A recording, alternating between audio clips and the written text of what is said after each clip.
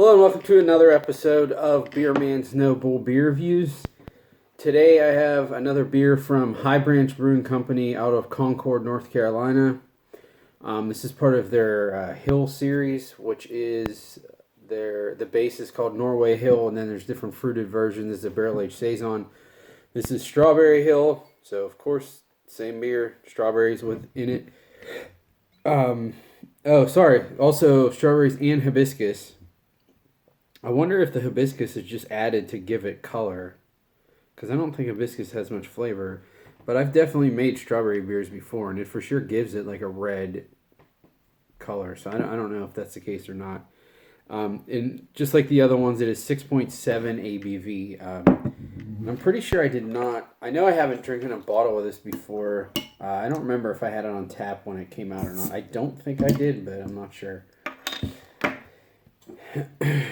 Let's give it a go.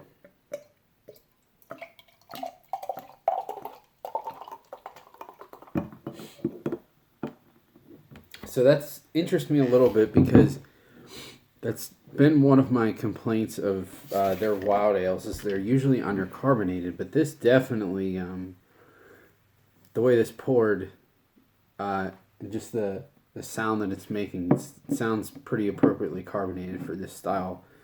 So that was interesting. I was saying I wonder if the hibiscus was in there for color, but it doesn't even look that pinkish or reddish. Anyways, it's it has a pinkish reddish tint, but it's more of like a golden color. And you could see there was a decent sized white head that fizzled away pretty quickly, given the level of carbonation, which makes sense.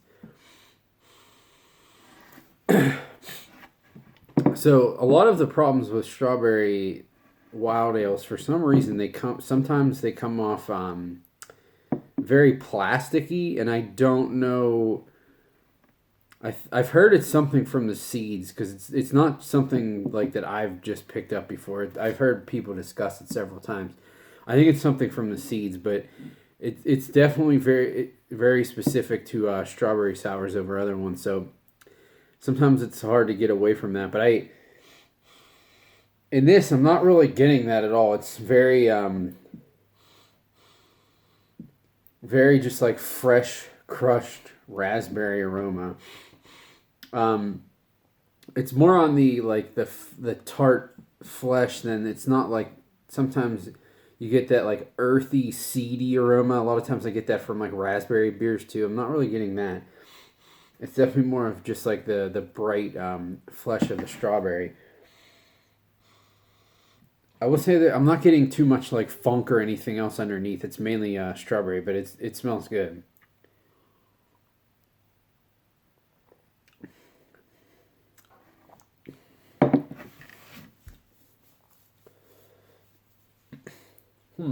That's really interesting because, I was saying that one of my complaints of theirs or their wild ales is even though they're usually very good flavor profile, I usually think that they're a little undercarbonated for my liking.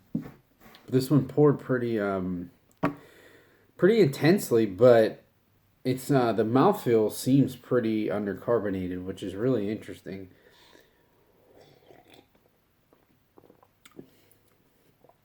It just doesn't have that little bit of a sting on the tongue. I guess too, though, I have to remember this isn't necessarily a sour beer. It just says barrel-aged Saison.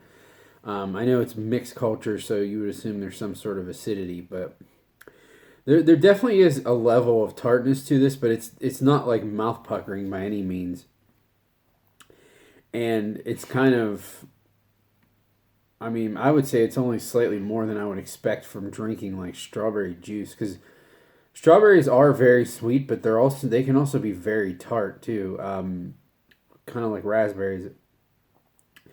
And I would say this is a little more tart than just eating a strawberry, but it's not that much more sour. And the flavor is pretty much all strawberry. There's really not like any Brett Funk that I got a little bit more in the cherry one or the regular one. Maybe if it is the same base beer, I don't know if, I mean, it's obviously the same recipe, but I don't know if it's the same batch or not. That he pulled from different barrels and it was actually the same batch, or if there are different batches of the same recipe. So, I mean, that would obviously mean the base isn't exactly the same, especially when you're talking about mixed culture things. But this doesn't really have much funk to it at all, which is fine. It's but